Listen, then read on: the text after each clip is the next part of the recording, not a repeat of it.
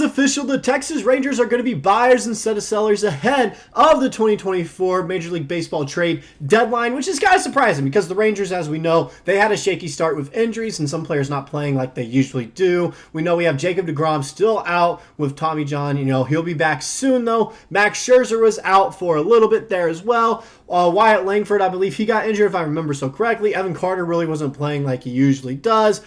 Seager, injury. Jonah, injury. Adolis Garcia really wasn't, starting to heat up until later on in the first half of the Major League Baseball season. So it's one of those things where it really wasn't looking good for the Rangers. So it looked as though we might be selling some key pieces on our team, like Adolis Garcia potentially, to go out there and kind of rebuild and come back stronger next season. But now it is official that the Texas Rangers are going to be buyers ahead of the trade deadline, which only has a few days left, as we're only 4 games back in first place in the AL West, which is what we're really trying to win, which I think we have a chance of winning if we add in a piece or two on this team. We're going to break down one piece that was talked about in the Dallas Morning News, I believe, is what the newspaper was called.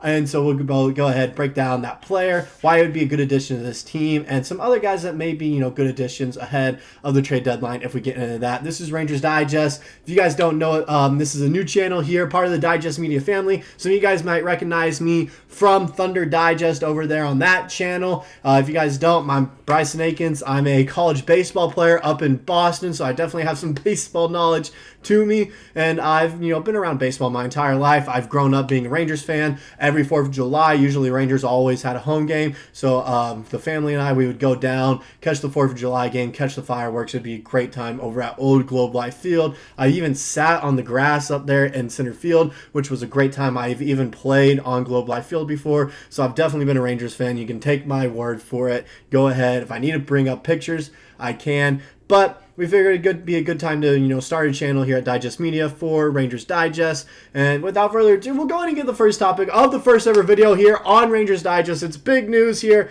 And what we're talking about, okay, is a potential trade, all right? According to a report from the Athletics' Ken Rosenthal, the defending World Series champion Texas Rangers will not be sellers at the deadline. In fact, they will be buyers instead. It's official. The Texas Rangers are going for it. Rosenthal said, after a slow start falling into a sizable deficit in the standings and hearing rumors of possibly selling at the deadline, Texas has fought its way back into playoff contention. The Rangers have won 12 of their last 16 games, including 5 straight, and have the best record in the Major League so far in July. So, of course, this was written a little bit, before this whole Toronto Blue Jays situation going on right now, where we lost 2 in a row now against them. We already lost the series. We're just trying to come back and win one tomorrow now, get some momentum, get some hope back in our system, and actually make a push at the playoffs. But I do have a feeling in the next day or two we will be making a trade, especially if we are buyers, because we do have some guys in our system, because pitching isn't the issue, which goes into this article a little bit more later on. Pitching, in my mind, is not the issue. We need another bat or two. When you notice some of these games that we lost, especially like tonight, the game we lost, 7-3. We lost 7-3, all right? Usually, what I remember of the Texas Rangers, especially last season, all right, we didn't really have the best pitching. That's why we went and got Max Scherzer at the deadline last season. Our offense was fine. This year, it's kind of the opposite. Our pitching is doing fine. We're getting a bunch of pitching back now.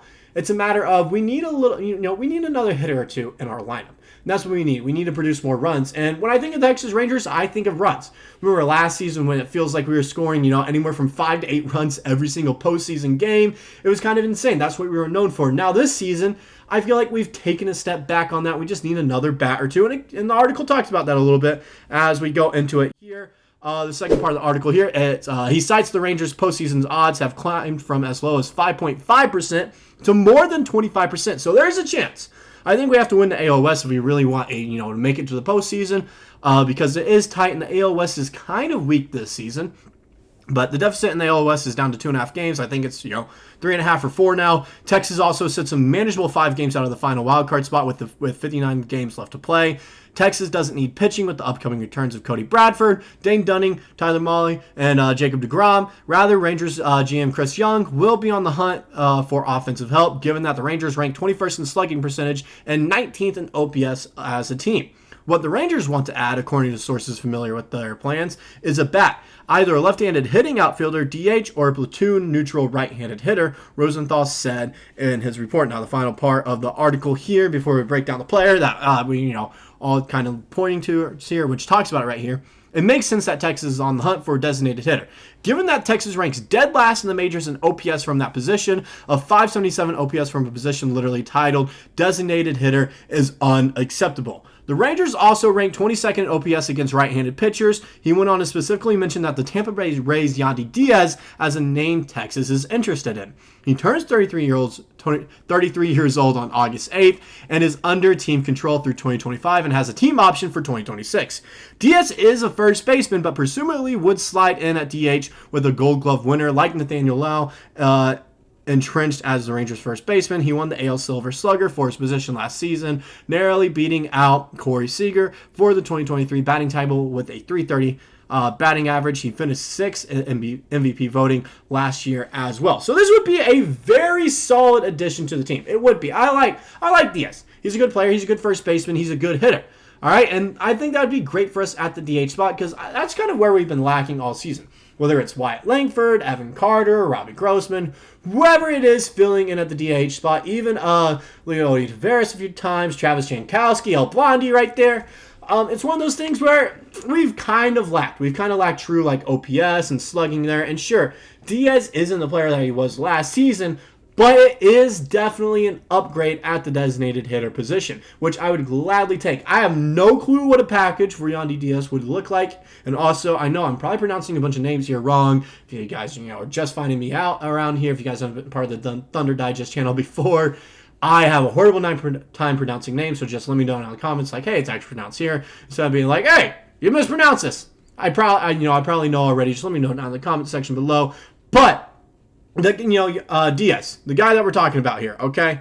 Very solid option. Very, very solid option. As you can see here, 8 home runs. He's not really going to be, hitting it out of the park every single time. He's not going to go up there, give you a bomb every single time. 46 RBIs. We'll take that out of the DH spot. 328 on base percentage. Pretty solid. I'll take that. Almost 330. I love on base percentage. 31 walks and 386 at bats. He has 105 hits. No speed. We know that from him. All right. He's not the fastest guy in the world. He's fast without the S. 61 strikeouts, and his position is designated hitter, as we know that, or first base as well. He's 6'2", 32 years old, about to be 33, literally tomorrow. His current slugging percentage is 394, while his OPS plus is 107. He was caught stealing 0 bases because he does not steal, as we know, like I mentioned, fast without the S. So it'd be a good addition to this team, all right? It'd be a great addition. Slugging percentage at 400, I like that. I love that out of that. Slugging percentage of almost 400 right there. On base percentage of 330. I take all those. I love that of him. He gets on base and he moves people around with 46 RBIs, about to be 50. I think he could eventually crack that 100 RBI mark, especially with some of the speed that we have on our team if he's positioned well, with Evan Carter or Wyatt Langford right in front of him. Even a Marcus Semien as well. Josh Jung's got some decent speed. Adolis Garcia. Leovaldi Tavares if he's ever in the lineup as well. Travis Jankowski. We've got a ton of speed on this team. We do. So it would be great and bump up his RBI total a little bit more. There are some other guys on the Padres as well that the Rangers are supposedly interested in that we'll also talk about in more videos coming up, because we're going to be banging out a lot of videos here as of late with the trade deadline quickly approaching here. I think Diaz would be a good addition. I think he would. At the designated hitter spot, I think it'd be great. It gives us a guy that we can kind of platoon every so often. We know he has the matchup against some guys. Okay, go ahead and put him in there. He would do well against the left-handed pitcher, if I remember correctly. He's righty, if I remember. But it's one of those things where he'd be a platoon guy. He wouldn't be our true designated hitter, because I feel like if we go out there and get one more person, which I have on my mind that I think would be a good addition, that I think the Rangers can pull off at the deadline, it would allow us to move someone back to the DH spot that I think would do very well in that position. I think they would, but it just kind of depends if that actually happens, if this is the only move that we make, or if we make any moves at all, if any team actually wants to make a deal with us at all. You never know what's going on. But that's all I got for this video. Let me down in the comment section below someone that you guys want to see the Rangers trade for ahead of the deadline. And also, if you guys like the content here, if you're a fan of the Texas Rangers, go ahead, drop subscribe down below, and I'll see you guys in the next video.